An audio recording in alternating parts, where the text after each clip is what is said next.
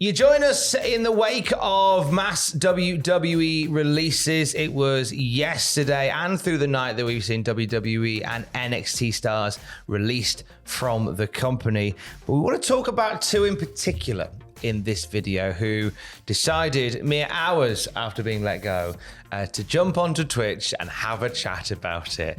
Our hats are off in the general direction of Marseille and Mansoir, the Maximum Male models. Whether you love them, whether you hate them, I think you're going to enjoy some of the stuff they talked about last night. Yeah, you love them, right? Yeah, I thought they were great with what they did amazing with what they were given. I thought they were really, really fun to watch, in my opinion. I'm more intrigued with what they could have done with stuff they weren't given. Yes. Which we will get into. They talked about a lot of things. We're going to go into them. Marseille revealing that he was dropping off his daughter when he got the call yesterday.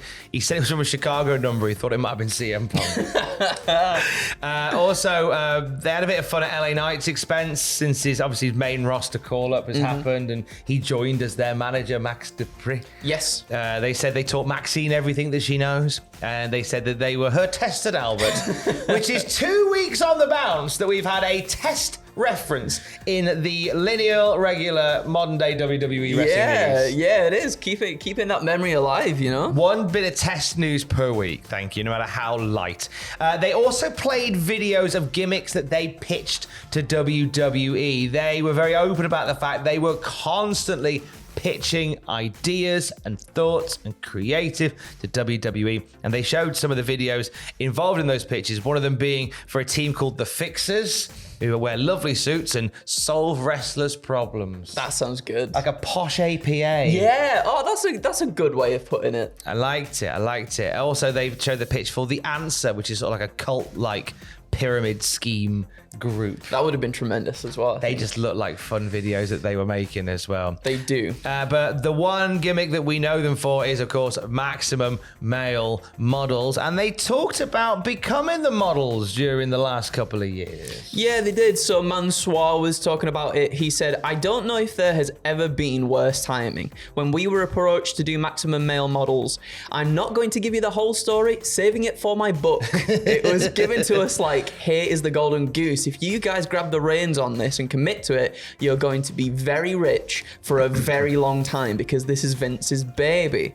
He has wanted to do a male model act for 8 months. He wanted this so bad. Every week we were supposed to do a new fashion show. We would go to the mall and buy the clothes. It was on us to buy the clothes. They gave us $2,000 to buy stuff. The rehearsal for the first fashion show was surreal. People were made to leave for us. For 30 minutes we rehearsed. Marseille adds, it was money in the bank. They were like, get the ladders out of the way. We have to rehearse the fashion show. Vince McMahon came out and showed me how to turn and to change my white pants because he hates white pants. Mansour also adds, it's very rare for Vince to come out in rehearsals. He stays in his office. He came out for this. Is this our ticket to superstardom? He said.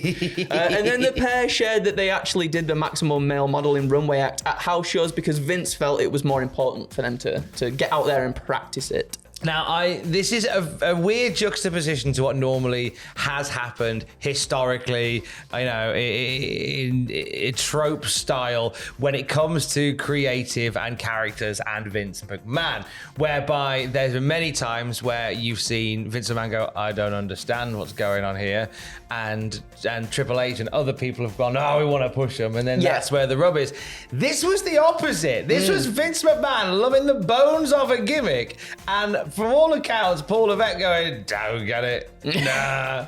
No, I'm not a fan. And so we know. And that's the thing as well, as they sort of said here in this bit that they were talking about, like Vince doesn't come out for everybody. Vince doesn't come out and help. Like, he usually stays in his office, but I mean, it seems like he was very high on this and where it could potentially go as well. Maxine's storyline with Alpha Academy we saw play out where they were trying to coax Otis over to the Maximum Male models, and it ends up with Maxine going to Alpha Academy instead. Whoops!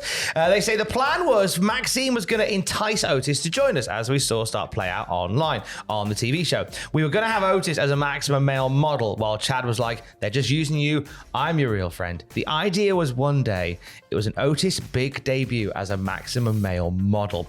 He was finally going to graduate and come out for a fashion show. Right before he comes out, Chad was going to go, they're setting you up for a trap. And Otis is like, you don't want me to be happy. He comes out, strikes a pose on the platform, and we dump slime on him like he's Ashton from Triple Jump.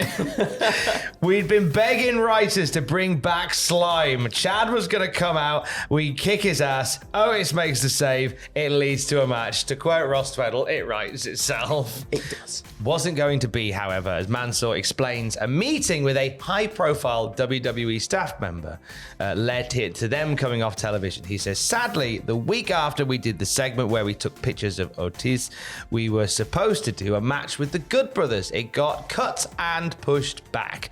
We get pulled into a person of high ranking's office. I'm not going to say what he said. I'll save it for the book. We were essentially told that we're going to have to revamp Maximum Male models and adjust. And until then, we would be off TV. We would get cut from the background of segments, and it all came to a head when we were in the Andre the Giant Memorial Battle Royal. Yes, Mansoor revealed that they got heat merely just by showing up on TV. He said producer Jason Jordan comes up with the spot where we get eliminated by Otis and Chad. Maxine is celebrating and we question her.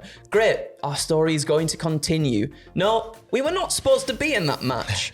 When that spot aired, the person in the office who told us we weren't supposed to be on TV stood up and said, who the hell let the models on? It happened again because we were in the Battle Royale for the IC title shot. We do a spot with Dexter Loomis and Johnny Gargano. The same thing happened. Who let the models be in the match again?